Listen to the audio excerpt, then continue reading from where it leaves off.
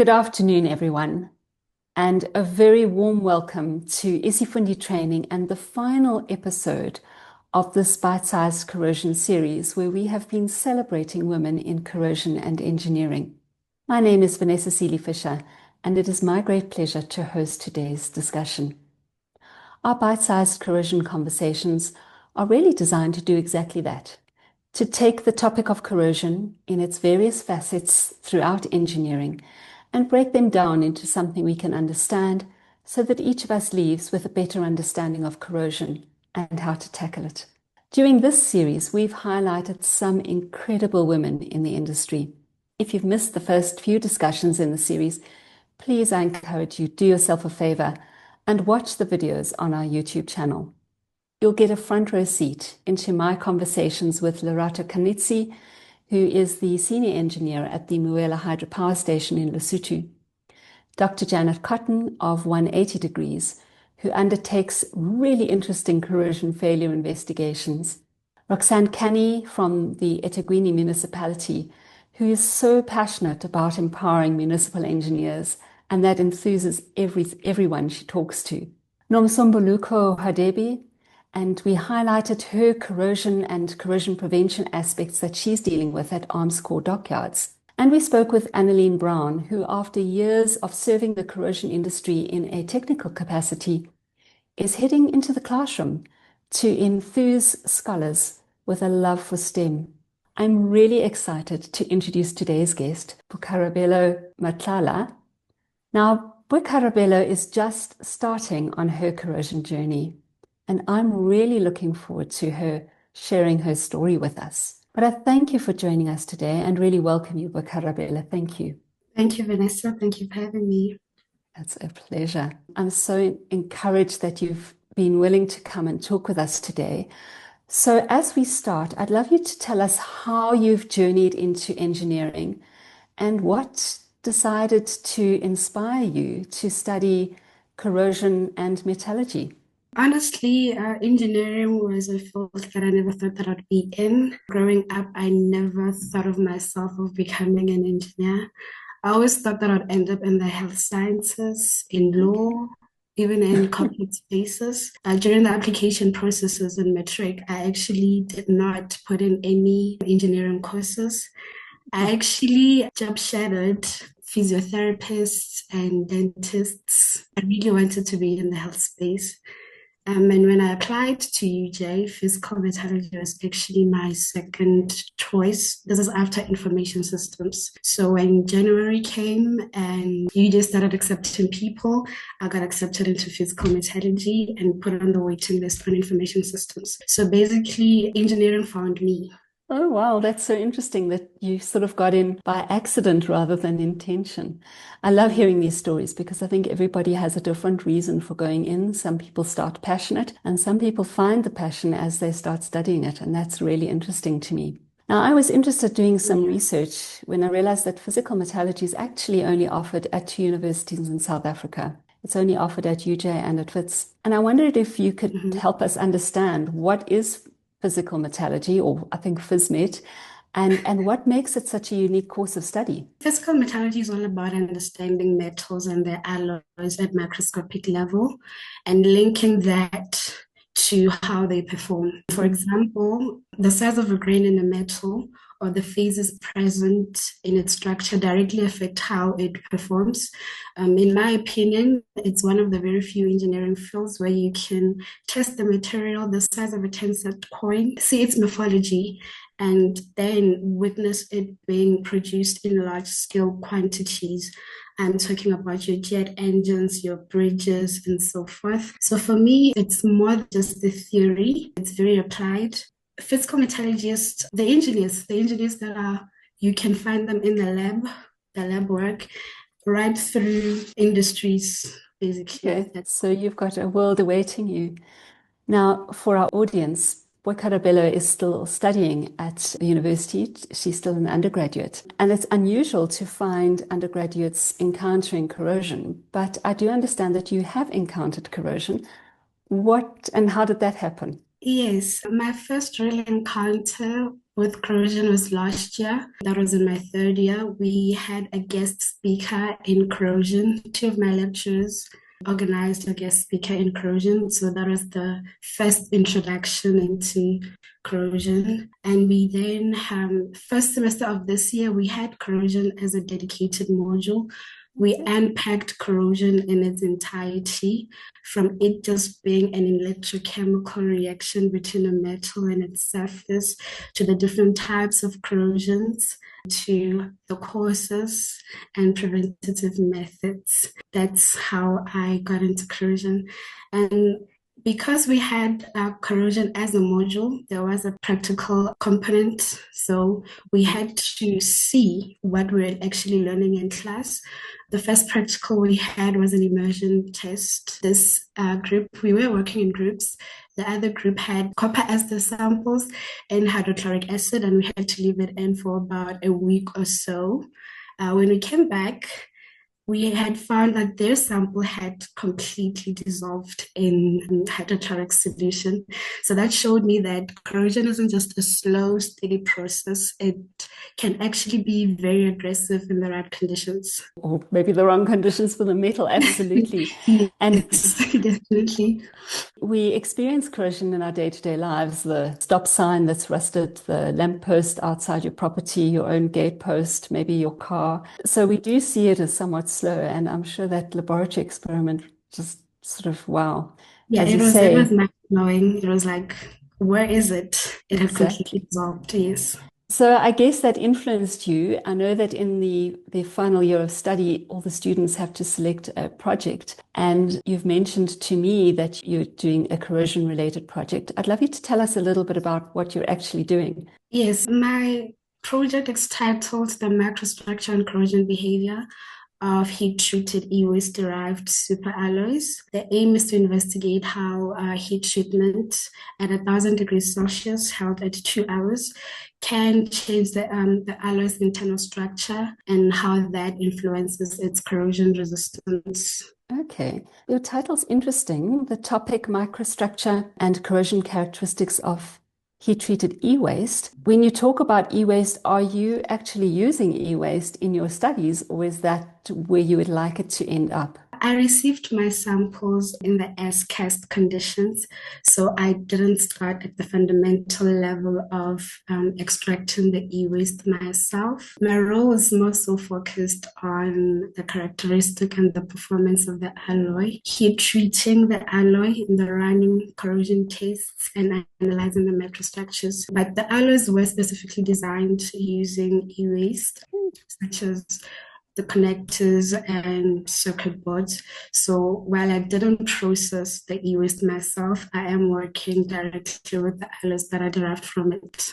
That is really interesting and encouraging to hear that there is some work on the e-waste, because the mountains of wasted electronic goods around the world is quite scary. Now, you've mentioned a couple of the tests. What kind of testing are you doing in terms of corrosion testing? Is this with various solutions, aggressive solutions? Do you analyze your samples in solution, or do you use electron microscopy? Tell us a little bit about some of the tests that you're doing. So I'll be running a variety of tests. I'll be running 2 corrosion tests. The polarization test, that's the first one. We will be applying voltage into the sample while it's in a corrosive solution.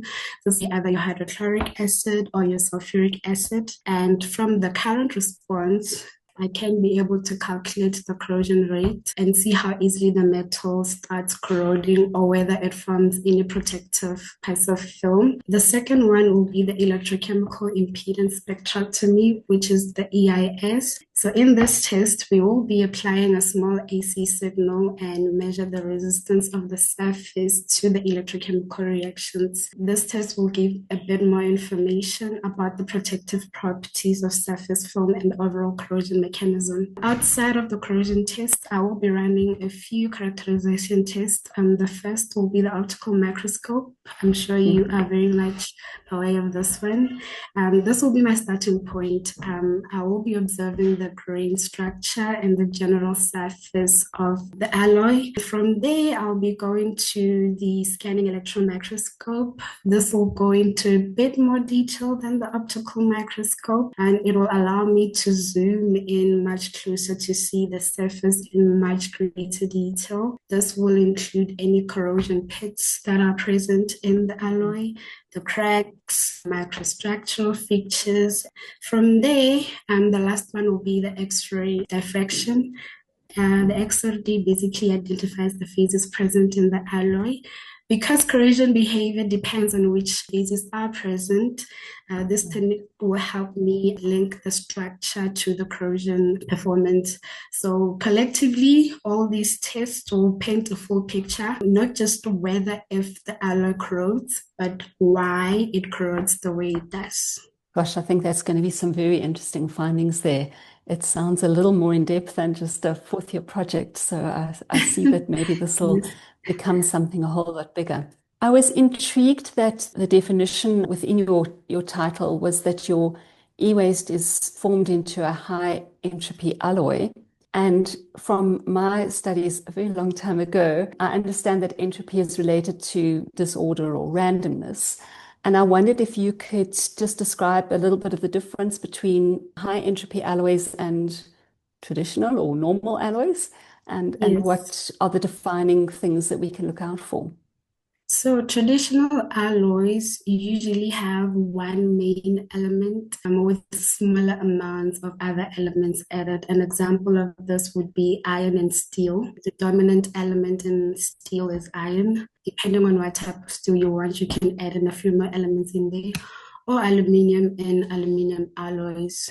High entropy alloys are different. They contain five or more elements in nearly equal proportions. Okay. This creates a high mixing entropy. Yes, this creates a high mixing entropy, which then stabilizes unique phases that don't usually form in a normal alloy. So as a result Mm. of this high mixing entropy, high entropy alloys usually show superior properties such as corrosion resistance. Right. Okay, I think that'll be very, very interesting. I was unaware that it was this sort of equal balance of elements, and I can understand Yes, that the structure of each of those on their own now doesn't quite fit. I mean, the joy of the standard alloys is that the carbon or whatever the additive is sort of fits into the iron yes, structure. But I guess here you've got five things vying for attention and all wanting to be the most important. So exactly. Yes. yeah. It's interesting that they've devised these alloys that have enough stability to have corrosion resistance. So that's going to be an interesting outcome to watch. And so I'm going to ask you a question which might be a little uncomfortable. Do you think that your research project has real life value, or do you think it was just put there to keep a fourth year student busy for the year? I believe it does have a real life value. I think it definitely has potential applications. Corrosion is a massive problem for various industries worldwide. It costs companies billions globally, while e-waste is one of the fastest growing waste streams in the world. So Mm, by studying these alloys, I believe that I'm addressing both challenges. My project also looks into sustainability because then okay. if I'm using e-waste, I'm recycling it so it doesn't get lost away in the environment. So if these alloys do show good corrosion resistance, they could be adopted in industries like the marine, Okay. energy, or manufacturing, because these industries are where durability is critical. On top Mm. of that, it does promote sustainability, right, by turning the e-waste into high value materials, therefore supporting the circular economy. Right. Well, that sounds like it's a lot of thought's been given to it. And I think you've convinced me that there is real value in your project Yes. and some valuable outcomes both for the environment and in material development. I think it's going to be interesting to watch the space and to see. I think it's always encouraging when you're doing research is to be able to look back and see, I did some fundamental research in that field, and now look where we are in Yes, the as an different sectors. undergrad, as Yeah, an so undergrad, so maybe in a few years you'll start to see commercialization of stuff into which you've had an input, and that's always very exciting. hopefully, yes. Indeed. Now, Boikarabelo, I'd love to turn the questions a little bit to you on a personal level. You have been studying for several years and you've clearly found a topic about which you're very passionate at the moment. Do you think that you found your place in the industry? Is Physmed where you're going to stay, do you think? At first, I didn't think that I had found my place because it felt like I had just landed there. I did not Right. feel that way. But through this journey, I do believe that I found my place, especially working on this project. I have discovered sort of a passion for materials and corrosion research, and I feel like I am content in the industry that I'm in. Physical metallurgy basically helps us connect bigger issues like sustainability, like I mentioned. So it Mm, does give me a sense of belonging and purpose. right. Yes. I think my own personal journey, I feel as though corrosion finds you. And Mhm. I often say to people, I started a love affair with corrosion 30 odd years ago. And maybe your love affair with corrosion is starting now. And Exactly. Yes. and as you make a difference in the industry, as you see either results of your research guiding and directing where projects end up going, I think it is very fulfilling to see how we can make a difference. And what I love about corrosion is that when you stop the corrosion or you minimize the corrosion, you really do feel like you've made a difference because that's another asset that is protected for longer than it was being at the time. So it's lovely that you found this. Now, I know that also in every facet of life, we face challenges. And Yeah. as a student, I'd love for you to share with us, if you're willing, some of the challenges that you faced in your journey. There have been quite a few challenges. My journey into engineering wasn't linear at all. I first started out in the Val as studying civil engineering, but I felt like I did not belong. Civil engineering was quite challenging for me because it required you to have a drawing hand. There is an engineering component in like Mm, drawing there. I was required to draw very complex structures with very interesting angles. And I had to leave because I did not feel like I belonged because I don't know how to draw. right. Yes. So when I eventually got into UJ, it was a nice sailing from 2022 up until this year because I realized, or rather, I found out that I had lost my funding. And this was basically counted the first year that I was in the Val. Mm, So instead of me finishing the entire degree, I cannot do that because I had lapsed 1 year in the vow. So beginning of this year, I did find out that I am basically going to be self-funded. So mm, trying to balance how you're going to navigate the year, having no allowances, may always seeing that you owe the university a certain amount of money, paying accommodation from your own pocket, and you're also thinking about your family, that am I putting some pressure on them by doing this? mm. So as much as I'm going through this exciting phase and just doing this exciting practicals and this exciting experiment, there is an element of worry at the back of my head that Mm. you do have a huge debt. So Yeah. that's like one of the main challenges that I faced. Academically, moving from the coursework into research, it was quite of an adjustment. It's Mm. one thing to study concepts in class. It's one thing studying them, but applying them in a practical sense, it takes a bit of an adjustment because you're now handling big machines by yourself. You Mm. will now usually during the first years of studying, you do things in groups. So now you're by Yes. yourself. So Mm. everything from the introduction and the abstract up until the conclusion and the practical work on top of that is on you. So it was a bit of an adjustment. So those were the challenges that I faced. Yes, those are sobering challenges. And may I congratulate you. Well done for persevering despite the odds. And I know that you are going to successfully complete this year and come out shining and maybe continue your studies, which I think would be interesting as well. Thank you. Well, Carabella, as we draw our time is coming to a close, I wondered if there are any lessons that you have learned that you'd like to highlight and share with us, and just maybe the perspective of being a woman in the PhysMet department. Are you on your own, or are there a number of women studying PhysMet now?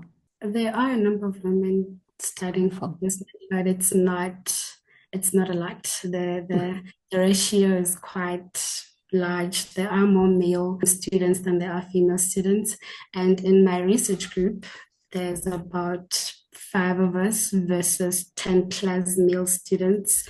So yes, it's quite a male-dominated field. So the lessons that I've taken here would be that resilience matters. I think I've been pretty resilient in my journey. Things don't always go smoothly, but I think the fact that I persisted, it paid off.